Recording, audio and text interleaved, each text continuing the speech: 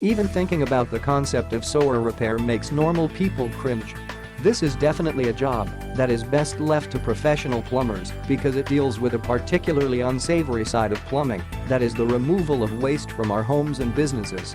Where this waste goes is primarily dependent on where you live. If you're out in the country or in a more rural area, then you may have a septic tank. This is a huge underground tank that contains your waste and sometimes allows it to slowly break down.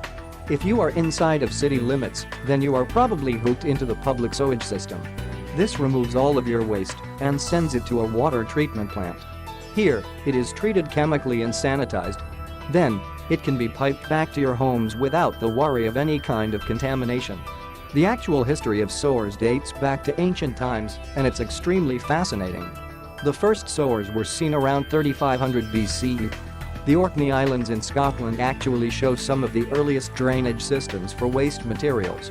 These were effectively systems that were placed into the walls of homes and could be drained outdoors or into outlying bodies of water. As societies continued to migrate, we started to see many different variations of sewage removal in places like Babylonia and Mesopotamia. This gave way to the origin of the cesspool.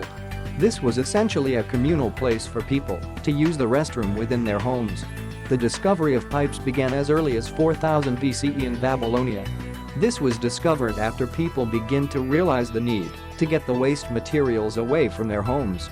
Now, we see all sorts of different technologies available to keep sewage away from residential areas and to improve sanitation. Even trenchless sewer repair costs are now low enough to offer almost everyone state-of-the-art sewer repair technology. The Mayans were the next to make huge advances in the areas of sewage. They actually took steps to use gravity to pipe waste away from their homes. The Romans took this concept and expanded upon it and added amenities that moved throughout their cities. They had some of the most advanced plumbing of any civilization at that time. Around 500 BCE we began to see revolutionary new concepts like copper pipes in Egypt that carried both warm and cold water in and out of homes.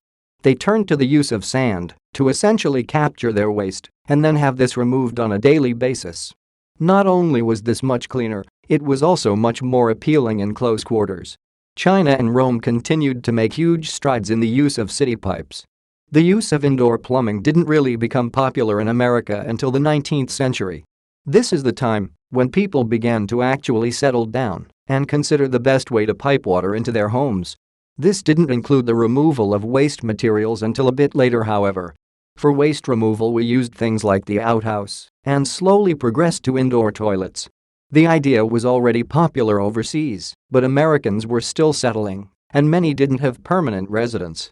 We've come an incredibly long way from creeping out in the middle of the night to use the restroom. There are now fantastic sewage systems that allow us to live in cities that are both clean and efficient. Fortunately, these up-to-date sewage systems also come with up-to-date professional plumbers. When dealing with sewage issues, make sure to call someone who specializes in this particular area.